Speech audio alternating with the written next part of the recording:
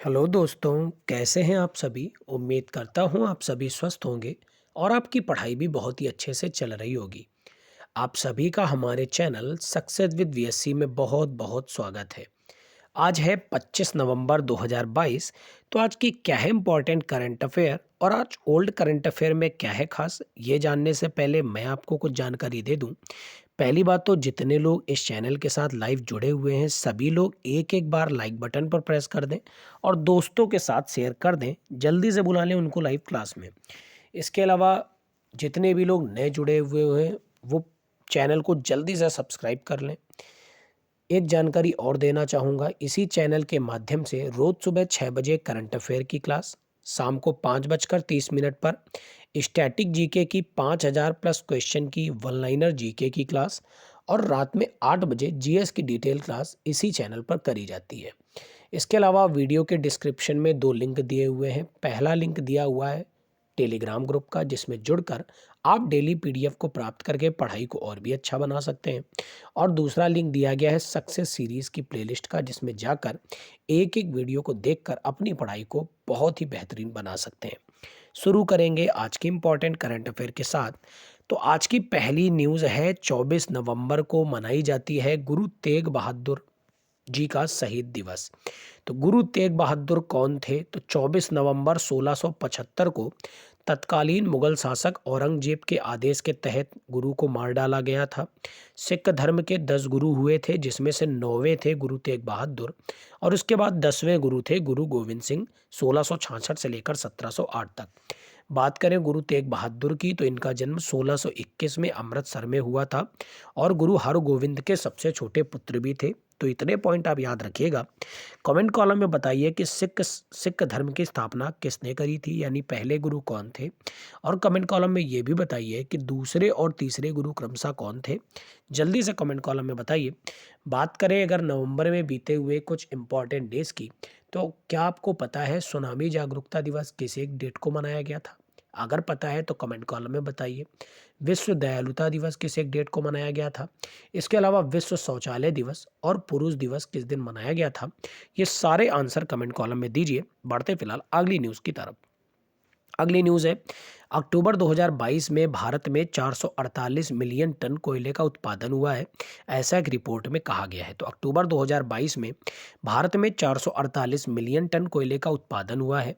यह 2021 की इसी अवधि के उत्पादन से 18% अधिक रहा है।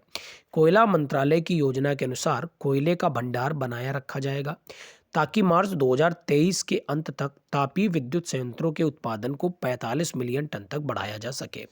उम्मीद करता हूँ ये पॉइंट भी आपको समझ में आ गया होगा। तो चलिए कमेंट कॉलम में बताइए, गोल्डमैन सैक्स ने भारत की कितनी जीडीपी रेट रहने का अनुमान लगाया है? इसके अलावा क्रिसिल ने भी भारत की कितनी जीडीपी रेट रहने का अनुमान लगाया है? जल्दी से ये दोनों क्वेश्चंस के आंसर दीजिए। इसके अलावा मेरा क्वेश्चन एक और रहेगा, क्या आपको पता है जब इस साल प्रधानमंत्री मोदी जी का जन्मदिन था तो किस एक देश से चीते लाए गए थे? जल्दी से कमेंट कॉलम में बताइए। और वो देश किस एक महाद्वीप में पड़ता है और उसकी कैपिटल क्या है, ये भी आप कमेंट कॉलम में बताइए। बढ़ेंगे फिलहाल अगली न्यूज़ की तरफ।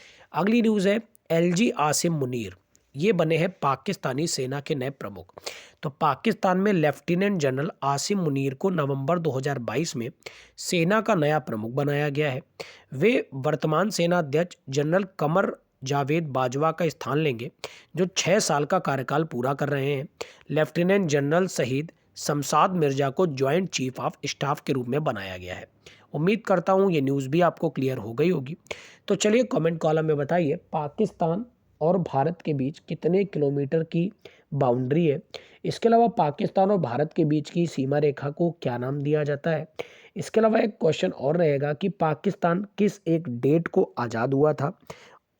आपको पता ही है भारत की आज़ादी के आसपास ही हुआ था, मैंने आपको हिंट भी दे दी है। तो कमेंट कॉलम में बताइए। इसके अलावा एक क्वेश्चन और रहेगा कि पाकिस्तान के पहले प्रधानमंत्री कौन थे?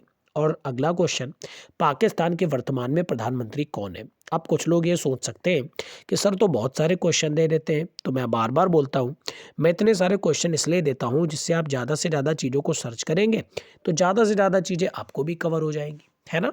चलिए बढ़ते हैं फिलहाल अगली न्यूज़ की तरफ। अगली न्यूज़ है, भारत ने एपीजे अब्दुल कलाम द्वीप से किया है अग्नि थर्ड मिसाइल का सफल परीक्षण। तो भारत ने एपीजे अब्दुल कलाम द्वीप उड़ीसा से एक इंटरमीडिएट रेंज बैलिस्टिक मिसाइल अग्नि थर्ड का सफल परीक्षण लॉन्च किया है। यह सफल परीक्षण सामरिक बल कमांड के तत्वाधान में किए गए नियमित उपयोगकर्ता प्रशिक्षण लॉन्च का हिस्सा था।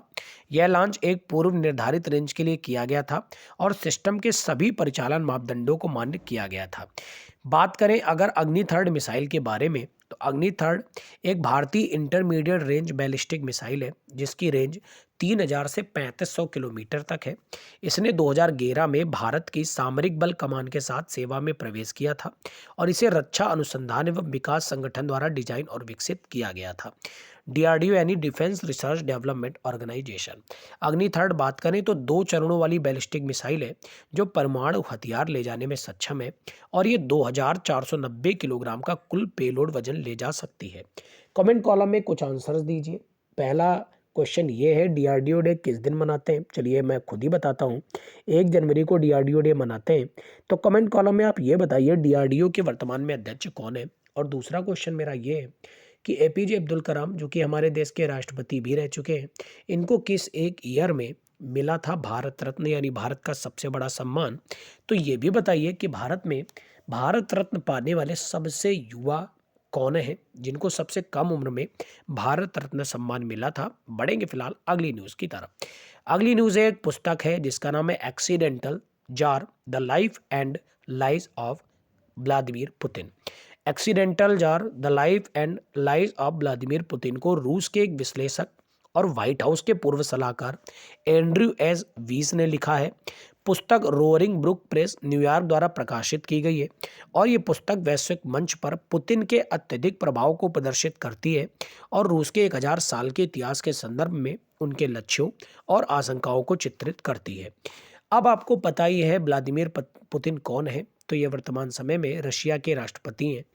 अच्छा, रशिया और यूक्रेन की बहुत समय से तनातनी चल रही है। तो चलिए ये बताइए यूक्रेन के राष्ट्रपति का नाम क्या है?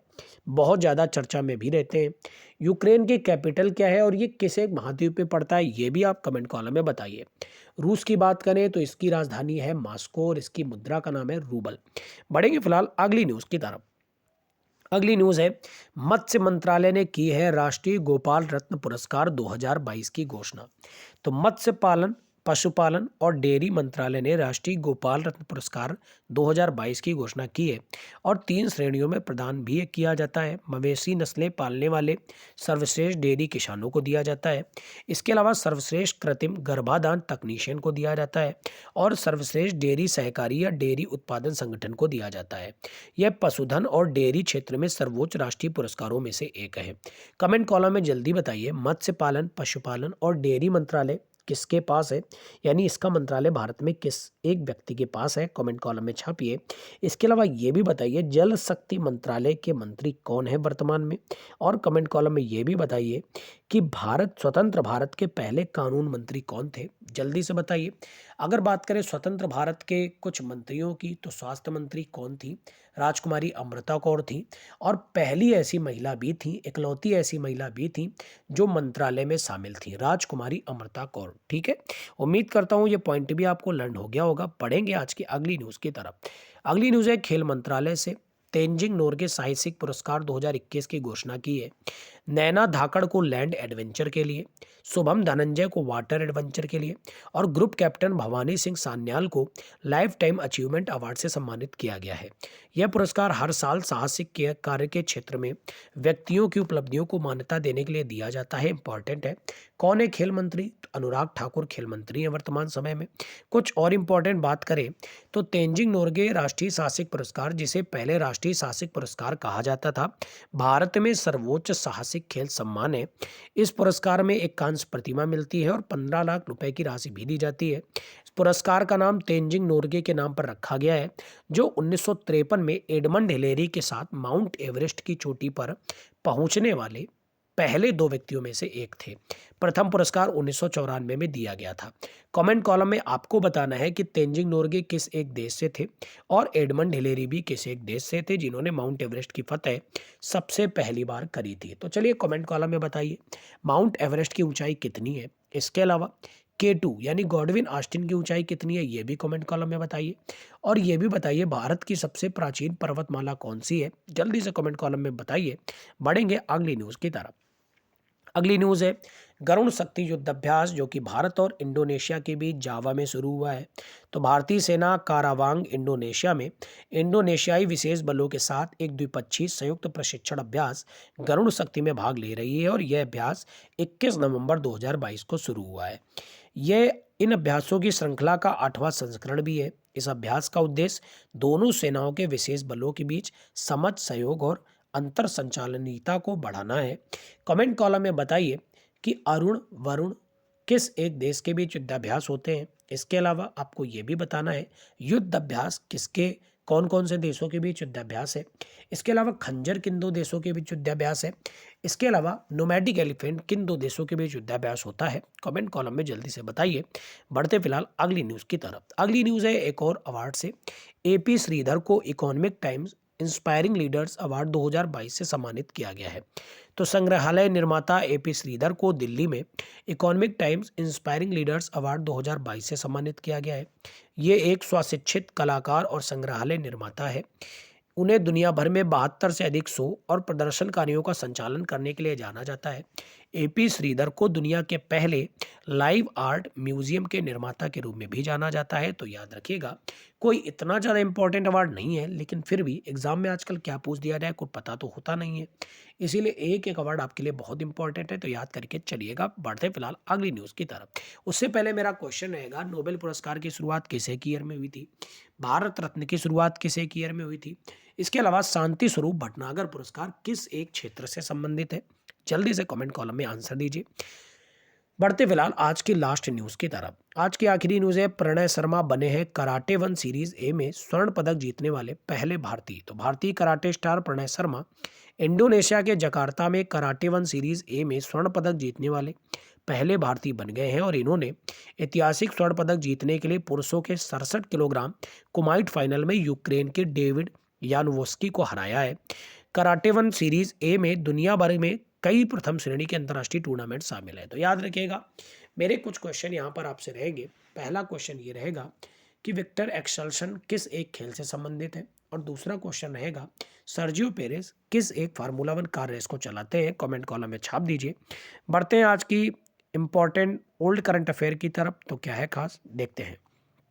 पहला क्वेश्चन है, हाल ही में किस केंद्रीय मंत्री ने केंद्रीय शुष्क क्षेत्र अनुसंधान संस्थान काजरी जोधपुर में 4 नई सुविधाओं का उद्घाटन किया। तो नरेंद्र सिंह तोमर ने। कौन सा केंद्रीय मंत्रालय इनके पास है, चलिए बताइए कमेंट कॉलम में। हाल ही में भारत अमेरिका संयुक्त विशेष बल अभ्यास वज्रपहाड़ 2022 के 13वें संस्करण का समापन कहाँ हुआ, तो बकलोह हिमाचल प्रदेश में। युवा कार्यक्रम एवं खेल मंत्रालय 29 अगस्त को राष्ट्रीय खेल दिवस के अवसर पर देश भर के कितने स्कूलों में चैंपियन से मिलिए पहल का आयोजन किया, तो 26 स्कूलों में। भारत के 49वें मुख्य न्यायाधीश के रूप में न्यायमूर्ति उदय उमेश ललित का शपथ ली। न्यायमूर्ति ललित ने किसका स्थान लिया, तो NV रमन्ना का। फिर नाबार्ड द्वारा अंतर्राष्ट्रीय पोषक अनाज वर्ष 2023 के उपलक्ष्य में 2 दिन का मिलेट कॉन्क्लेव का आयोजन कहाँ किया गया, तो रायचूर कर्नाटक में। कमेंट कॉलम में बताइए नाबार्ड की स्थापना किस एक समिति की सिफारिश पर की गई थी। फिर है, हाल ही में केंद्रीय गृह मंत्री अमित शाह ने किस राज्य में राष्ट्रीय जांच एजेंसी के कार्यालय का उद्घाटन किया, तो छत्तीसगढ़ यानी नया रायपुर। भारतीय नौसेना की लंबी दूरी की परिचालन तैनाती के हिस्से के रूप में भारतीय नौसेना के जहाज INS सुमेधा ने हाल ही में किस देश के पोर्ट का भ्रमण किया, तो मलेशिया पोर्ट क्लैंग। अखिल मणिपुर सुबंग लीला महोत्सव 2021-22 का उद्घाटन इम्फाल में किया जा रहा है। यह महोत्सव का कौन सा संस्करण है, तो 50वां। चलिए कमेंट कॉलम में बताइए कीबुल लामजाओ नेशनल पार्क किस एक राज्य का नेशनल पार्क है। बढ़ेंगे इस वीडियो के सबसे इंटरेस्टिंग पार्ट की तरफ, क्विक रिवीजन। तो गुरु तेग बहादुर की जयंती मनाई गई, शहीद दिवस मनाया गया 24 नवंबर को। अक्टूबर 2022 में भारत में 448 मिलियन टन कोयले का उत्पादन हुआ। LG आसिम मुनीर बने हैं पाकिस्तानी सेना के नए प्रमुख। भारत ने APJ अब्दुल कलाम द्वीप से अग्नि 3 मिसाइल का सफल परीक्षण किया। पुस्तक accidental jar the life and lies of Vladimir Putin का विमोचन किया गया। मत्स्य मंत्रालय ने राष्ट्रीय गोपाल रत्न पुरस्कार 2022 की घोषणा की। खेल मंत्रालय ने तेंजिंग नोर्गे साहसिक पुरस्कार 2021 की घोषणा की। इसके अलावा जावा में शुरू हुआ है भारत इंडोनेशिया संयुक्त अभ्यास Garuda Shakti. AP Shridhar Economic Times Inspiring Leaders Award 2022 से सम्मानित हुए। प्रणय शर्मा बने कराटे वन सीरीज ए में स्वर्ण पदक जीतने वाले भारतीय। कैसा लगा आपको वीडियो? कमेंट कॉलम में जरूर बताएं। वीडियो अच्छा लगे तो दोस्तों के साथ ज़्यादा से ज़्यादा शेयर किया करें। आपका दिन मंगलमय हो। Thank you everyone. God bless you all.